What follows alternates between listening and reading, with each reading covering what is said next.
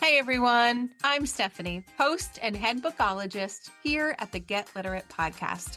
I'm a book-loving, notebook-hoarding reader and writer on a mission to change lives one book and one notebook at a time. On this podcast, we explore the power of books and reading and notebooks and writing to make life better and to feel better too. You'll find episodes exploring the reading and writing life and how it can make our actual lives better. You'll get book recommendations and notebook invitations around particular themes, and you'll meet authors and special guests who'll help us take inspired action in our own daily practices. So, grab a notebook and your TBR list, and let's get literate. Hey everyone, welcome back to another episode of the Get Literate podcast. I'm Stephanie Affinito, and I'm here today with a quick introduction to today's special guest. If you've been listening to the podcast lately, you've likely noticed that I've been more regularly inviting special guests to talk with us about the unique ways that they bring reading and writing into their lives and into their work so that we can learn and grow together. Today's guest is Jennifer Kreatsoulas. Jennifer is a reader, a writer, an author, a yoga therapist, and she's threaded all of these beautiful elements together to support healing, recovery, growth, something I've been trying to do in my own life, and she's been instrumental in that process. I can't wait to introduce you to her today, so we're just going to get right to the episode. Jennifer, welcome to the podcast. I'm so glad you're here today. Thank you, Stephanie. It's always lovely to be with you. There are three words that bind us together at our core. We say them in different orders, but it comes down to yoga, read, and write, which is why you are the perfect person to have on today's episode for the conversation. And I'll let that be the introduction. I would love for you to introduce yourself a bit to listeners about you and the work that you do. Thank you so much. I am a certified yoga therapist. As you shared, I specialize in supporting individuals on their recoveries from eating disorders. I am also a mom. I have two daughters. I live in the Philadelphia area, so on the East Coast of the US. I have my own eating disorder recovery journey that started way back many, many decades now. Wow, that's crazy to say. When I was in college. And since then, just had this real blessing to support others. And it's in reflecting on my own journey how the reading and the writing and the yoga came in that influences my work today, and how I continue to use those resources in my life at this phase as, a mother of a teenager, a preteen, and now a woman with chronic illness. So it's evolved, and I'm happy to share about that. Yeah. Well, and I want to stress for listeners, because that was a very quick gloss over the work that you do, but truly your work is life-changing for people.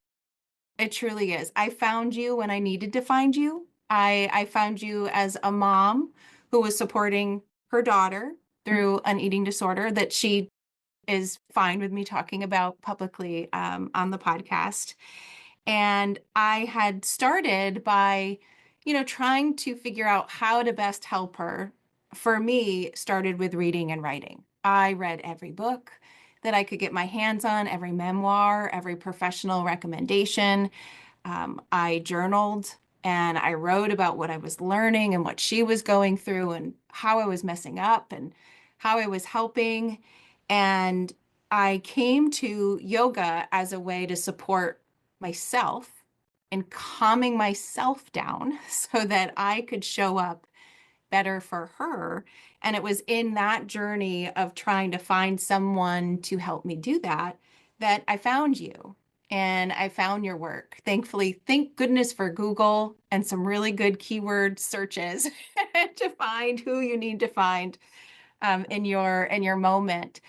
And there is just something that I'm sure listeners will hear on the podcast that is so calming to be in your presence, to talk with you, to learn from you. There really is something that just calms me personally right down, and you can't help but just absorb, I think must be the word, through the Zoom screen, of the work that you do. Your course was incredibly powerful for me to support myself, to support my daughter, and now hopefully to support other caregivers doing the same. And we'll end up talking today about your book, where I realized we really were kindred spirits with your sticky note with those 3 words on it that are also, listeners know, my 3 words too.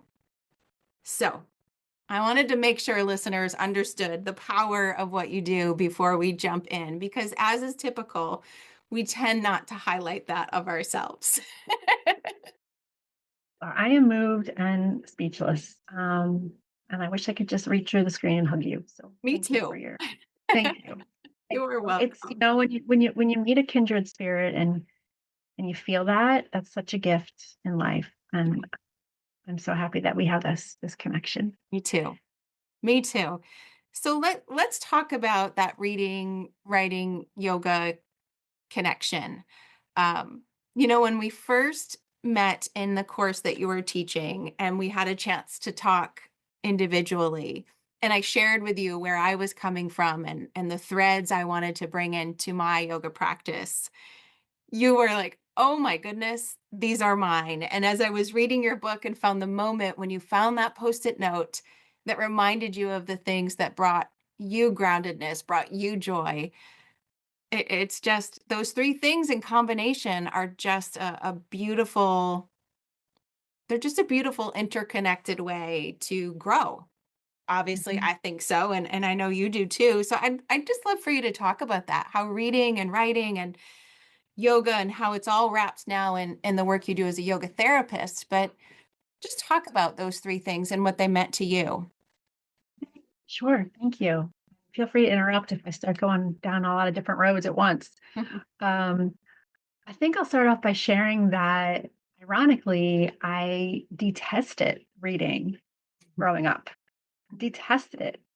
Um, and it wasn't until college that I had a English professor that just changed my world, through the way he taught and the way he brought words on the page to life. And I became mesmerized and changed my major from biology to English. Um, That is a big switch too. yeah, yes, I just fell in love. And I think, at that time, in college is such a tumultuous time of getting to know yourself again, right? Or getting to know yourself, period, now as a young adult. And I think the opening my mind to reading literature, poetry, literary criticism, philosophy, it helped me grow up. Yeah. And it was also in college when my eating disorder started. And so it's almost kind of like fortuitous that reading came into my life at that time, because I didn't know that in a short period I was going to end up in a hospital, Yeah. and my life was going to be forever changed. And that reading would then become not only a source of joy and intellectual, curiosity and excitement, but it would also be a source of deep healing. It's a way to kind of find my way back to myself. Hmm. Right. So it's like almost reading found helped me find myself. And then when I got lost, it helped me find my way back. Um, Yeah. and then I went on to get a PhD in literature. And I love words and I love writing.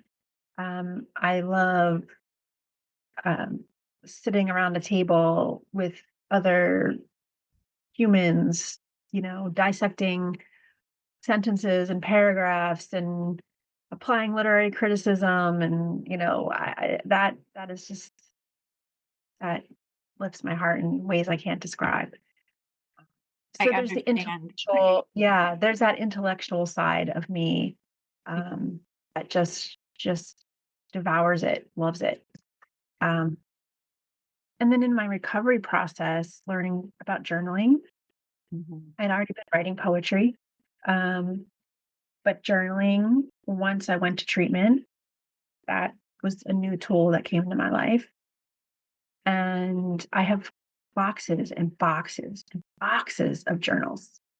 Let's start back when I was 18 and beginning Wow. my recovery to, I'm almost 50, I'm going to be 50 this year, next year. Oh my gosh, who knows?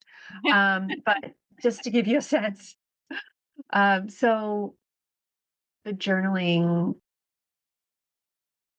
has taken different forms through my journeys.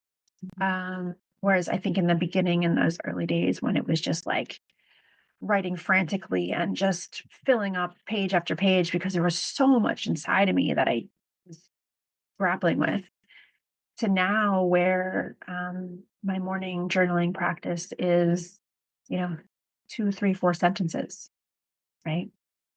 Just because the journaling is such a touch point that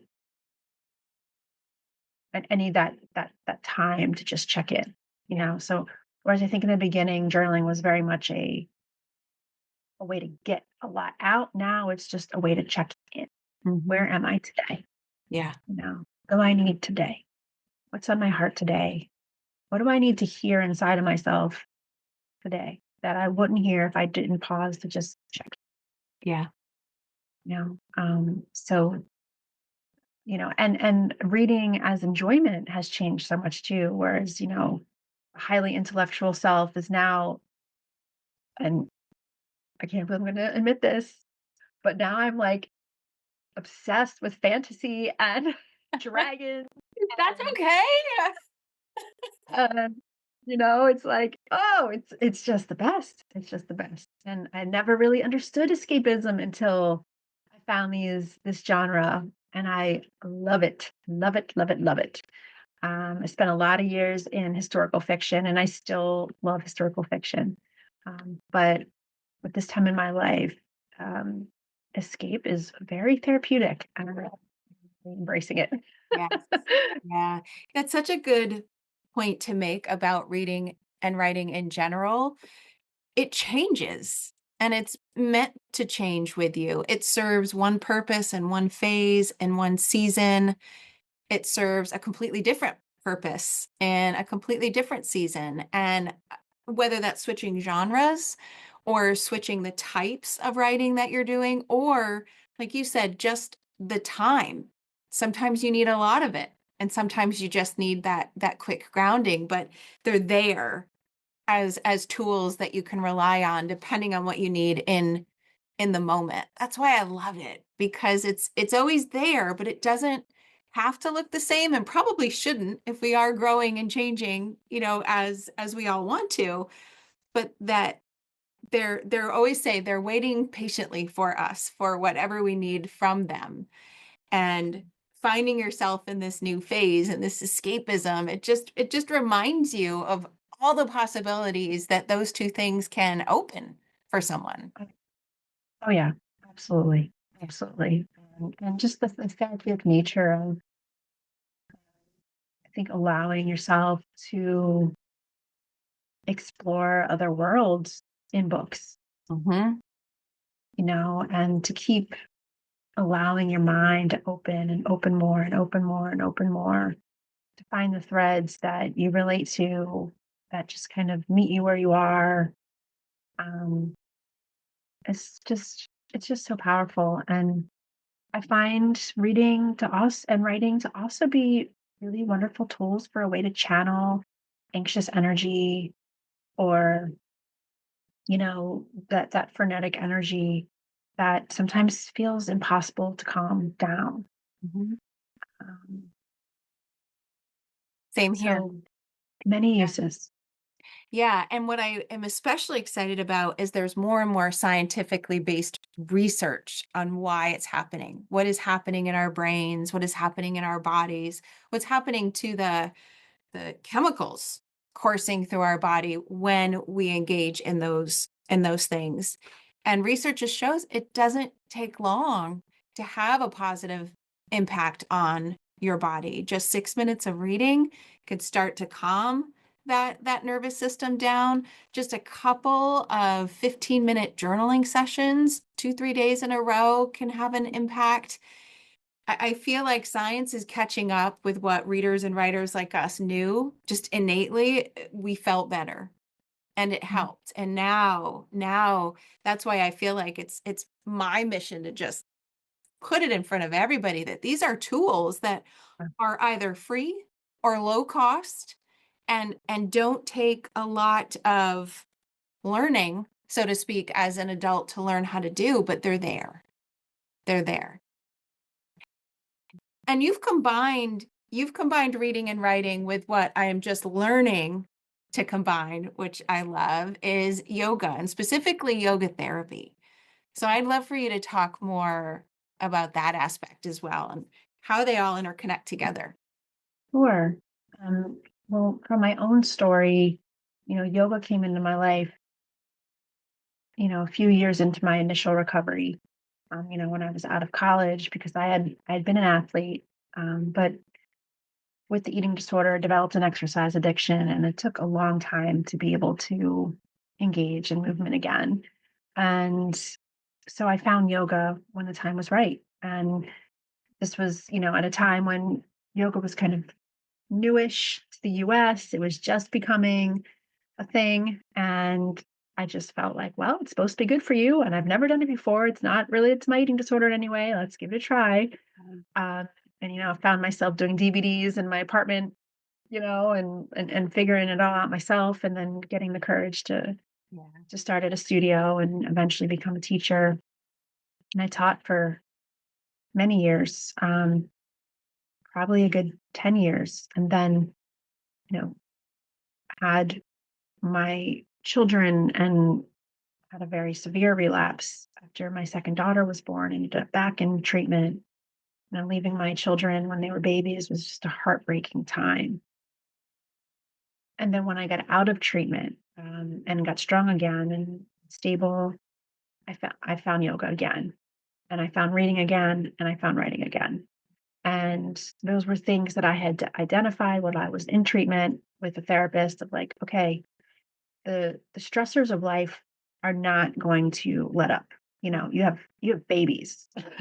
This is Right. not over anytime soon. Yeah. So what do you need to be well? Like, what do you have to have in your life to be well? And I had just become so lost myself in motherhood. And this is not to say anything negative about my children. I adore my children. It's not that. It's just the overwhelm of this new time in life that is all encompassing, and Yeah. you're shaking your head because Oh, every Uh, parent is going, no need to explain. yeah, exactly. So, I remember just that day sitting with that therapist and identifying like I need yoga back in my life, I need reading back in my life, I need writing back in my life. These are the things that will help me stay well, in Yeah. addition to my supports and all of that. I need to trust that if I take an hour for myself to do these things, the house will not burn down. Yes. Everyone will be fine. No one will even notice. Yep. And I will show up better, calmer, more present after. So it was allowing myself to kind of introduce these things as practices that were fundamentally foundational for my continued well being. And so I found a way to get up early, do a short yoga practice, have a journal nearby. I don't really remember what kinds of books I was reading back then, um, but it doesn't matter. I just know that those things were pathways to connection that in daily life as a mom, and I had a full time career at that time. This was before I had my own business as a yoga therapist. Um, Time for connection is minimal, if at all, right? So this was like my commitment to myself. I needed connection to stay well so that I could show up as the kind of mom and wife and human being I wanted. to show up as. Um, and then in my work, yoga therapy is different than a yoga class. So, yoga class, you show up, you take the class, you leave. Yoga therapy is a much more intimate relationship, meaning it's one on one.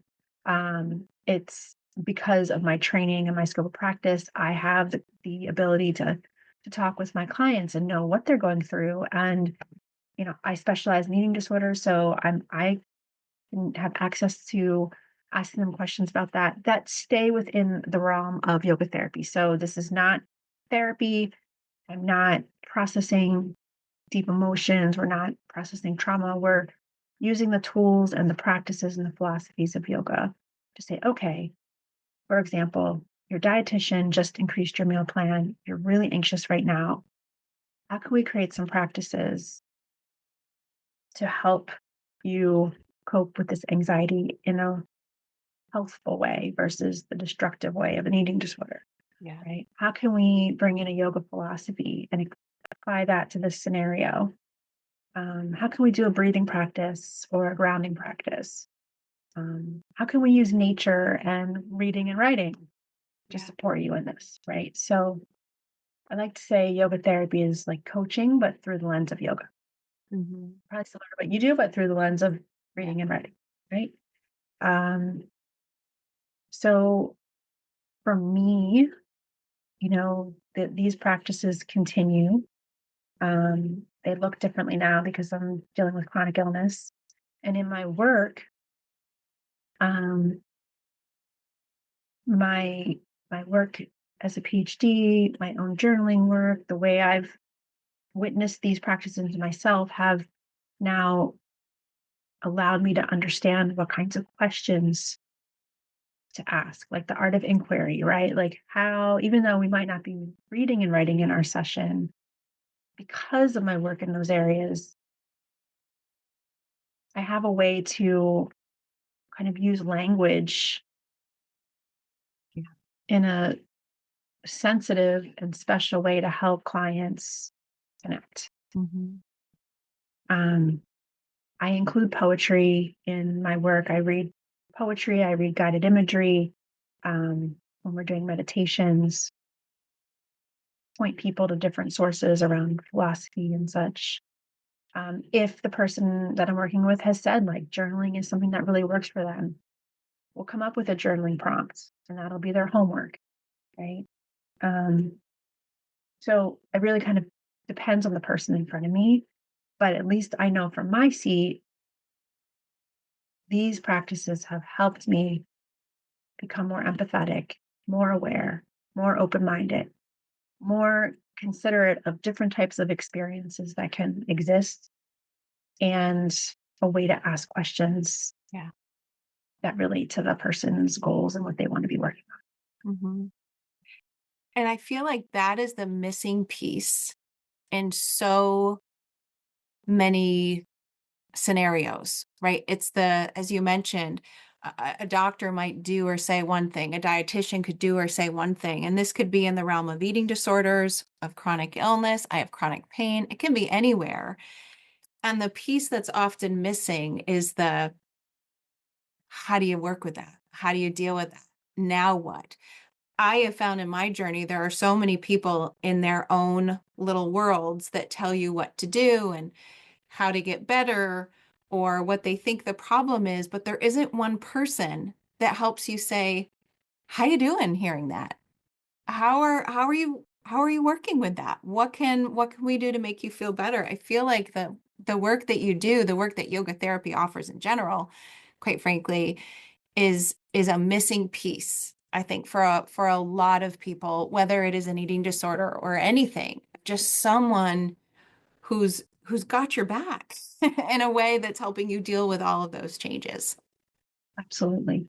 Absolutely. And it's not just talking. Can't just talk our way into healing. We have to Yeah. include our bodies. And I think that reading and writing they are embodied practices, at least for me, Hmm. right? We Yes. think of yoga, we think of movement, we think of breathing. That's embodied practices, right? Writing and reading, while they're more still, they are embodied experiences because we're using our whole beings to be present to the words, whether we're writing them or reading them. We're using our senses, our emotions are at play, you know, we're sitting intentionally, however we're sitting, right? We're using our hands. For me, it's a very sensory experience. I got a heating pad, I got a hot cup of tea, I got my favorite, this, that, or the Absolutely. other. Yes. You I'm in my favorite spot. The whole Uh, thing. it's a whole ritual, right? It's a Yeah. practice. And when we cultivate that, and it's something that we can return to over and over and over again, and these practices feel reliable, Mhm. right? It is just, you know, you can't replace that. That's such a gift in one's day. I know for me, Yes. I will often wake up and say to myself, okay, just have to get to X time. I need to be present to the tasks in front of me, do my best, and then I can land in my spot Yes. with my book. I also, in my recent years of living with long COVID, I've also taken to jigsaw puzzles. So all around me, I have puzzles of Paris that I've done, and I'm almost done one now. Oh, those are puzzles that you put together? Yeah, I wish they could see them. are my Paris is my favorite place. So puzzles have become another ritual type practice that is very embodied, using the hands, using the senses. And Mhm. I often will puzzle for a little while, take care of my family for a little bit, sit down with my book for a little while, Yeah. finish making dinner, right? So it's this time in the day, like after work and between end of work at 3 o'clock and making dinner.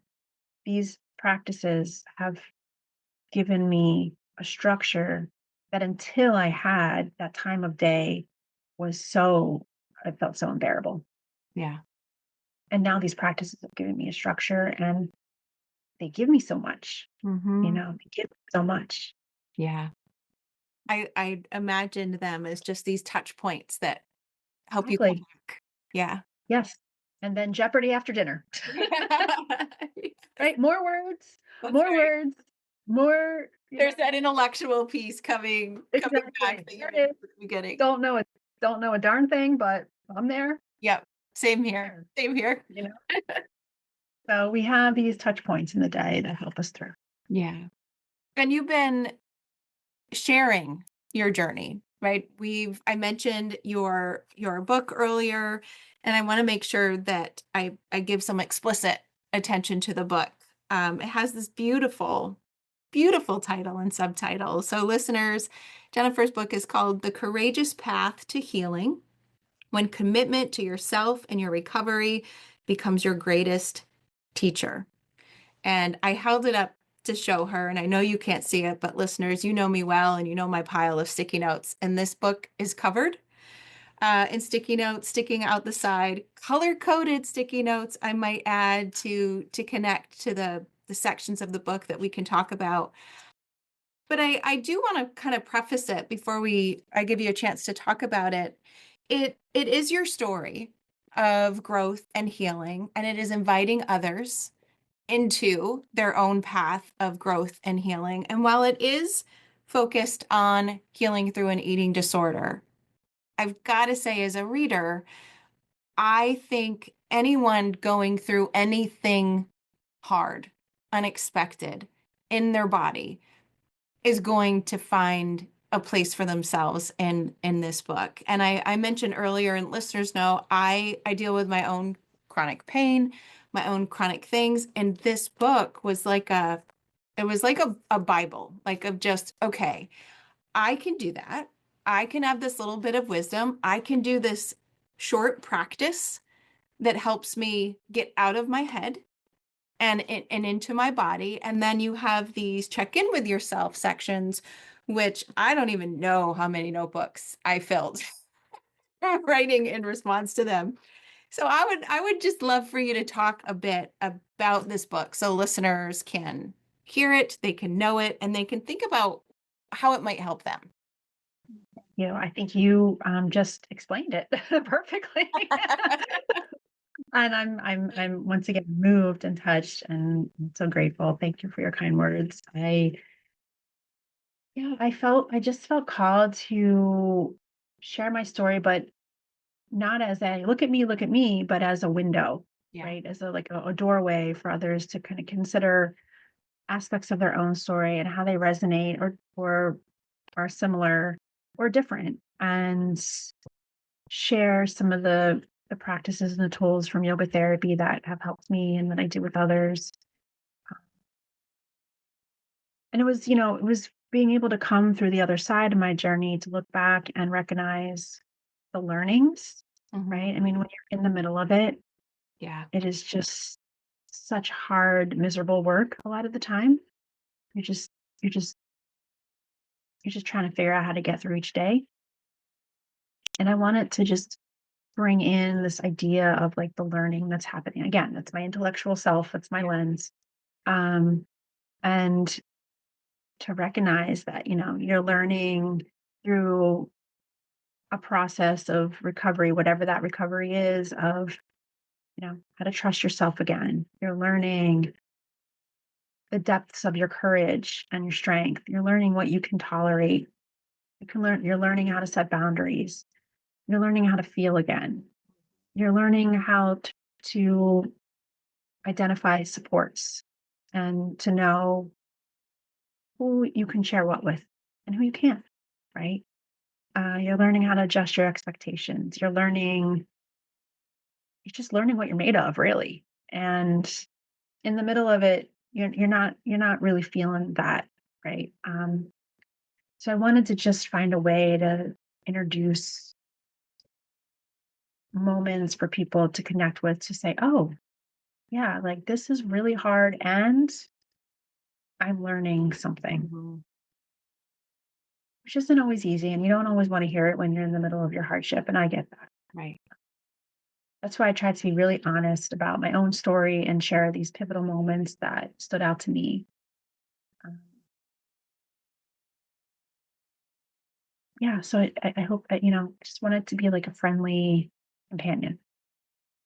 It is, and I would say with the most beautiful writing. Like, as I was reading it, I thought, "Oh, that she is an English person." The writing's beautiful. I mean, this the story and the parts of your life that you share are beautiful and touching and powerful and emotional, but you do have a beautiful way with words that I Um, so enjoyed. So I have sticky notes sticking out, but I have highlighters of just Thank phrases and words, and I feel like that honesty and that beauty of the language is what I just connected to so quickly as someone who loves words as much as you do.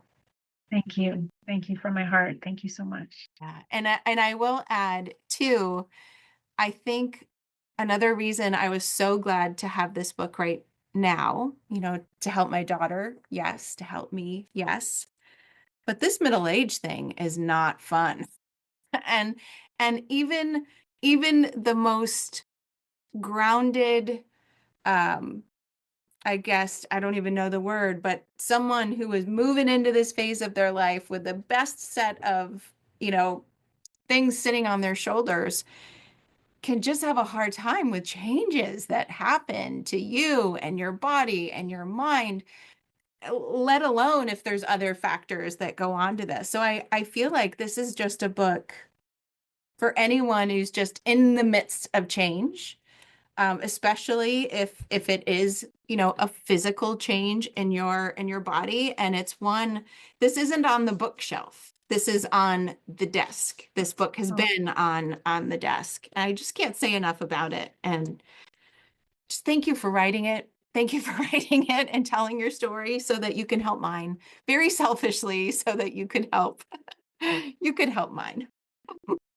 thank you. I wish I had better words than thank you. I'm so filled up. I'm glad.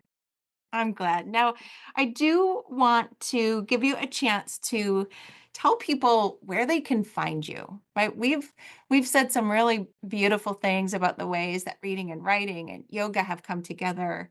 And I know listeners are going to want some of that. They're going to want to feel it. So where can they find you online or wherever you want to point them so that they could learn and connect with you if they choose? Sure. Well, certainly my website, which is yoga for the number four, eatingdisorders.com. Yoga for eatingdisorders.com. And that's the number four. And then my website is Jennifer at yoga for eating disorder. I mean, my email, I'm sorry, Jennifer at yoga for eatingdisorders.com, also the number four. And then on Instagram, yoga for eating disorders, not the number four, FOR. But I'll share on my website. I have a very active blog where I share, my story, but also the story of others. I really love sharing other people's voices. So Yeah. my blog is, I invite you to check it out. I have a free library of yoga practices, guided meditations, um, podcasts and articles and all kinds of things. So a lot of resources. A lot of resources, yeah, upcoming offerings, and certainly all about yoga therapy. And if that is something you'd ever want to explore working together. Yeah. Well, I will make sure to put links to all of those places in the show notes. Of course, a link to the book will be in the show notes as well. And just thank you. Thank you for the work that you do. Thank you for taking the time to talk to me about it. I feel better just in our conversation. I feel better about the kindred spirits, the sharing of those touch points, all of the things. I just so appreciate it. Thank you. Oh, me too. Me too. Thank you so very much. And listeners, thank you for listening to another episode of the Get Literate podcast, and I will see you next week. Thanks for listening to today's episode of the Get Literate podcast. You'll find links to all of the books, resources, and ideas mentioned on the episode in the show notes and at alitlife.com. And if you want more, you might like to join my Substack community. There, you'll find additional inspiration for your reading and writing life, like bonus podcast episodes, bibliotherapy book calendars, monthly book clubs, notebooking inspiration, live events, giveaways, and much more. It's only $5 a month, and you'll get instant access to all of the previous content, too. You can learn more at getliterate.co. And one more thing. If you love what you listened to today, please take a moment to rate and review the podcast, or take a screenshot of the episode and text it to a bookish friend. This helps the podcast grow and builds our bookish and no bookish communities too. Thanks for listening.